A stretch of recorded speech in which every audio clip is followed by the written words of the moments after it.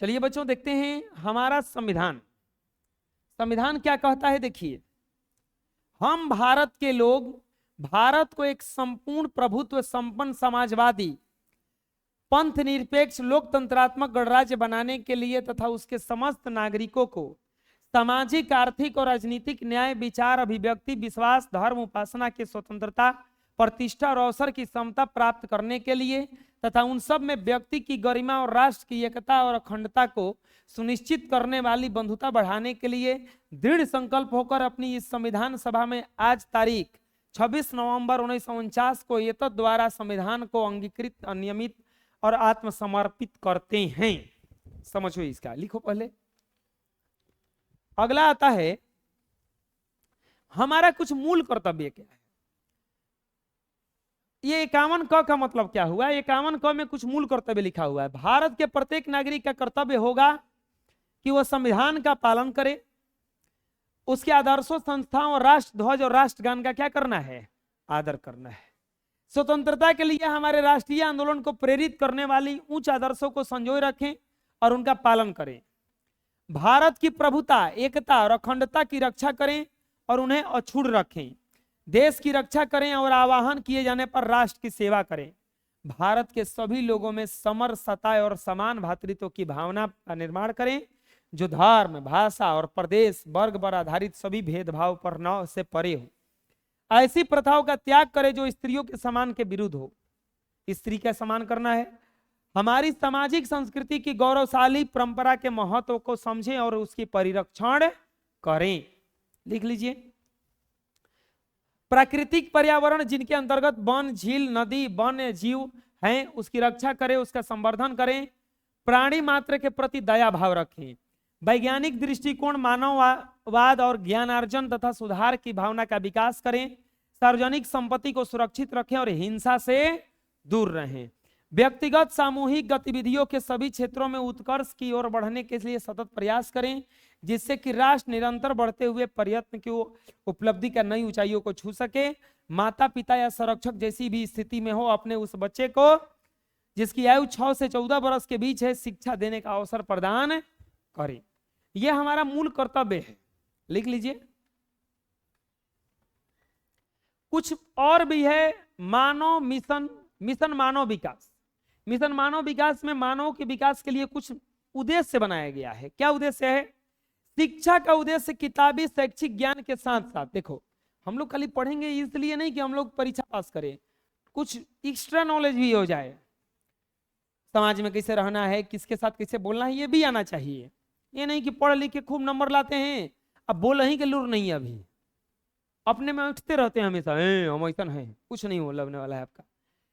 शैक्षिक ज्ञान के साथ साथ बच्चे, छात्र छात्राओं का सर्वांगीण विकास करना है। इसके साथ साथ स्वास्थ्य, पोषण, स्वच्छता, शुद्ध पेयजल, सामाजिक न्याय, महिला सशक्तिकरण, महादलित, अति पिछड़ा, अल्पसंख्यक वर्ग के लिए विशेष पहल से ही हमारे समाज के परिक्षेप में पूर्ण मानव विकास संभव है। हमारे विद्यालय के इस सामाजिक परिवर्तन प्रयास का केंद्र बनेंगे तथा बच्चे परिवर्तन के सिपाही। वस्तुतः विद्यालय को ज्ञान कौशल की शिक्षा के साथ साथ सामाजिक परिवर्तन का केंद्र बनाकर मिशन मानव विकास सफल होगा। अतः मिशन मानव विकास के निम्नलिखित संवाद घर घर जन जन तक पहुंचाना जरूरी है। क्या? पहला संवाद क्या है? बच्चे नियमित रूप से विद्यालय में जीवन की शिक्षा हासिल करें।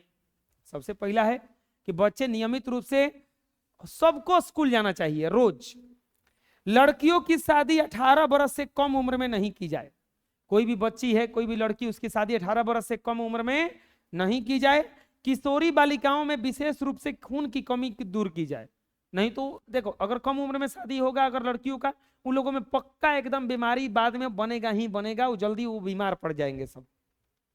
नई पीढ़ी स्वास्थ्य गारंटी योजना के कार्यक्रम के अधीन 0 से 14 वर्ष के बच्चे के सभी बालक और 0 से 18 वर्ष के सभी बालिक बालिकाओं का नियमित वार्षिक, लिख लीजिए इतना, स्वास्थ्य परीक्षण एवं उपचार के सुनिश्चित की जाए। हर गांव, टोला, मोहल्ला, बस्ती में स्वच्छता अभियान चलाया जाए। जहां भी आप लोग रहे साफ सफाई जरूरी है, ये हर जगह रहेगा तो सही रहेगा। गंदगी को दूर भगाया जाए। खुले में शौच की जगह घर घर शौचालय का निर्माण हो। स्वच्छ पेयजल, स्वच्छता से ही हमारी बीमारियों पर काबू पाया जा सकता है। सभी नवजात शिशु के जन्म लेते ही मां का दूध दिया जाए तथा 6 महीने तक केवल मां का दूध ही दिया जाए। इससे कुपोषण में कमी आएगी। बच्चे की बीमारियों का इलाज सरलता से और ससमय उपलब्ध हो।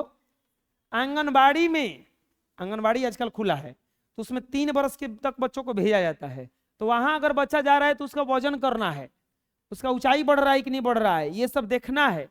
महादलित, अल्पसंख्यक, अति पिछड़ा वर्ग की महिलाओं के लिए साक्षरता कार्यक्रम विद्यालय परिसर में संचालित हो। बच्चों के द्वारा घर घर सर्वेक्षण करा करके तंबाकू सेवन और मदिरा पान में कमी लाई जाए। आपके घर में भी अगर कोई खाना खैनी खाता होगा, चिनौटी फेंक दीजिए उसका। गुटखा खाता होगा, गुटखा फाड़ के फेंक दीजिए, नहीं तो कहिए कि पापा हमको भी दीजिए, चाहे चाचा हमको भी दीजिए, हम खाएंगे बैठ के। आप खा रहे हैं, हमको भी दीजिए, तुम किसी तो बनाइए, बेसिए बनाइए, ये किया जाए।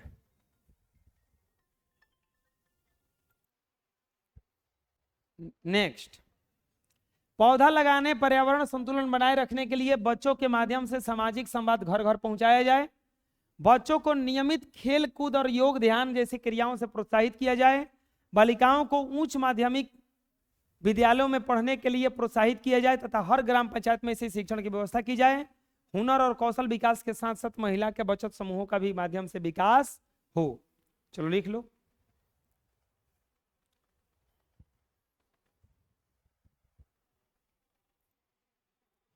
चलिए देखिए, सबसे पहले देखेंगे कि कौन कौन सा हमें चैप्टर पढ़ना है।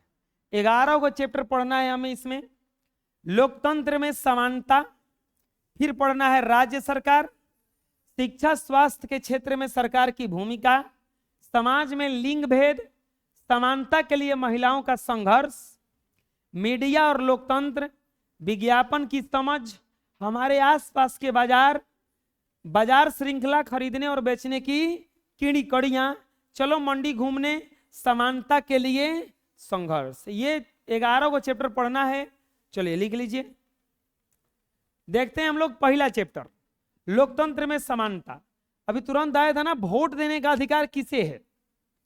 तो जिनका मतदाता सूची में नाम रहेगा उन्हें ही, और पहचान पत्र बन जाता है, उसे ही वोट देने का अधिकार होता है। देश का हर वह नागरिक जिसकी उम्र 18 वर्ष या उससे अधिक हो वोट देने का अधिकारी होता।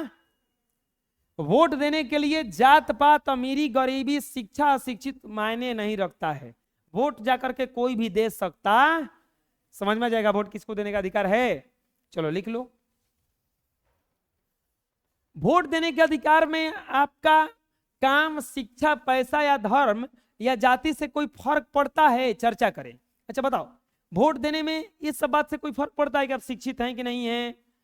थोड़ा मोड़ा क्या पड़ेगा? देखो, ऐसे तो कोई फर्क नहीं पड़ता है, लेकिन ये पड़ेगा फर्क कि हम वोट किसको दें। अगर पढ़े लिखे रहेंगे तभी समझ में आएगा, नहीं तो कैसे भी। वोट देने के अधिकार में हमारे अधिकार है हम लोगों का, चाहे हम अनपढ़ हैं, चाहे हम काले हैं, चाहे गोरे हैं, उच्च जाति के हैं, नीच जाति के हैं, कैसे भी हो, वोट देने का अधिकार हमें।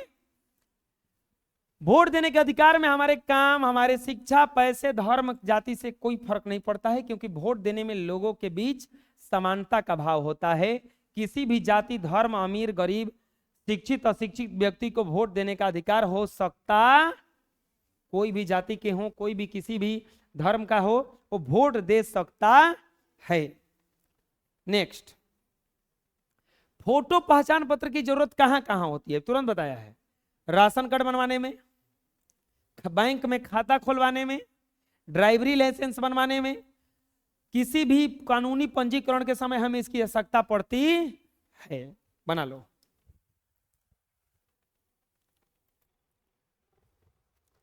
अगला क्वेश्चन कह रहा है कि आपके आसपास किस प्रकार का स्कूल है? तो मेरे आसपास में सरकारी, प्राइवेट और दोनों प्रकार का स्कूल हैं। कुछ प्राइवेट स्कूल बहुत बड़े बड़े भी है ना, ऐसा हम लोग आसपास में ऐसा है ना, लिख लो।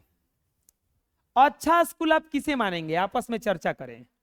तो अच्छा स्कूल वही होता है जहां बच्चों को अच्छे ढंग से पढ़ने और आगे बढ़ने के लिए प्रोत्साहित किया जाए।